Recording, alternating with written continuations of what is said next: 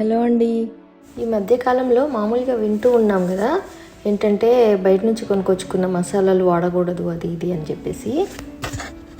నాకు తెలిసిన కొంతమంది అయితే అసలు అయ్యో అయ్యో వాడకూడదు, అయ్యో ఇప్పుడు ఎట్లా ఎట్లా అనుకున్నారు. అసలు నాకు తెలియక అడుగుతానండి, ఎందుకు మనం బయట నుంచి తెచ్చుకోవాలి? కష్టపడేదే తిండి కోసము, మళ్ళీ బయట నుంచి తెచ్చుకొని వాళ్ళు ఏం కలుపుతారో తెలియదు. అవన్నీ ఎందుకు మనకు అవసరమా? ఇంట్లో చక్కగా చేసుకోవచ్చు కదా.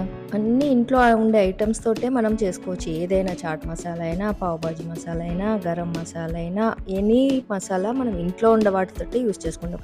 సింపుల్గా కొన్ని ఐటమ్స్ ఉంటే చాలు మనకి ఇంట్లో. అయితే ఇవాళ నేను మీకు చాట్ మసాలా చూపిస్తాను. ఎందుకంటే మొన్న రీసెంట్గా నేను పానీపూరి చేస్తే చాట్ మసాలా ఎక్కడి నుంచి తెచ్చావు అన్నారు. అంటే ఏం లేదు, నేను ఇంట్లోనే చేస్తా ఎప్పుడైనా కానీ అంటే, ఓ అవునా, రెసిపీ కావాలి మాకు అన్నారు. సో అందుకని చెప్పేసి ఇప్పుడు ఈ రెసిపీ పెడుతున్నాను, చాట్ మసాలా రెసిపీ. చూడండి మీరు కూడా. దీనికోసము 1 table spoon mango powder, amchur powder అని కూడా అంటారు, 1 పావు స్పూను మింట్ పౌడరు. నేనైతే ఎక్కువ పెరిగినప్పుడు దాన్ని కడిగి ఆరబెట్టి పొడి చేసుకుంటాను. మామూలుగా అయితే ఫ్రెష్ మింట్ని కూడా కొంచెం రోస్ట్ చేసి పొడి చేసుకోవచ్చు.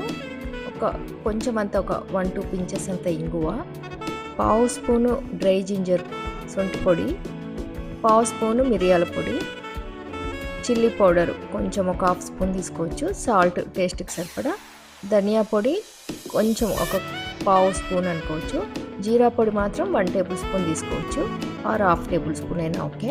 అంతే. ఇవన్నీ మిక్సీ చేసుకుంటే చాట్ మసాలా అవుతుంది. చాలా బాగా వస్తుంది.